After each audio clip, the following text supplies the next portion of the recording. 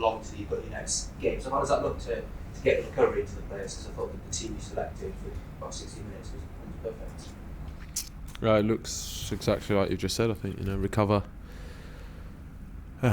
stay positive, stay brave, and just go again. I think another game is another opportunity to go and do it again. We know how big the game is because they're a really good team and they've got a really good manager. But we need to, we've proven against Liverpool and against Middlesbrough today that we can more than play our part in that sort of game. So I think it's up to us to go and turn these performances and interesting stuff into wins. I spoke to Tom Fellows there about sort of the role he played today. Do you see that something that might be in his long-term future? He plays that sort of wing-back role. I think he's done really well, and we kind of wanted to unbalance it from one side, having a winger with Tom on the right and Rhino on the left as more of a sort of left back, and then Ronnie's got that sort of capacity to step in with ball and be brave when we're in possession, and it also allows us to free off a bit more space between the lines. But like I said, we're working on it. We're analysing. We're watching. And I think if we'd have had 5 or 6 pre-season games, we would probably be there by now. But we haven't had that opportunity. So it's just where we're at.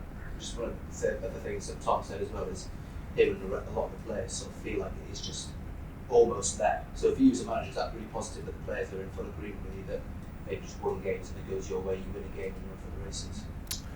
Yeah, I don't think there's ever been any sort of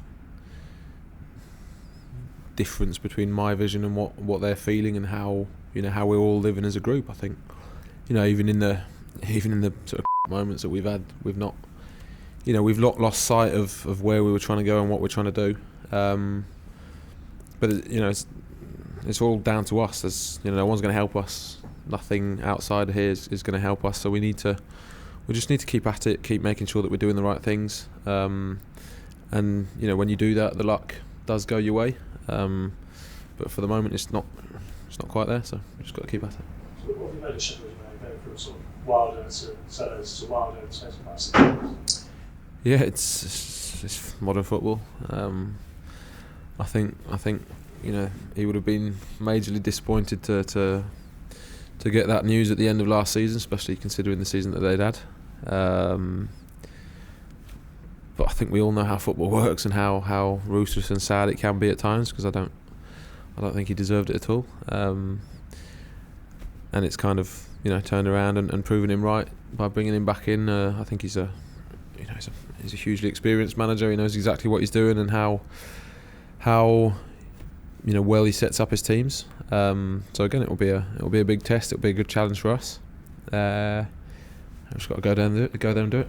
Something of life as a manager, like in both parts. Like say Chris Wilder getting 92 points on the pitch and losing his job, and even Ruben coming in and getting 5 weeks and losing his job as well. How bad it is as a manager? It's a pretty dark time. It's ridiculous. Honestly, I think it's completely ridiculous. But unfortunately, that's just the way football works these days. It's like it's like our situation. I know people are questioning it. I don't think it makes me a bad manager. I don't think it makes me a bad person. And I'm not a stats man, but if you look at all the stats, then we're doing something right. We're just not quite making it click.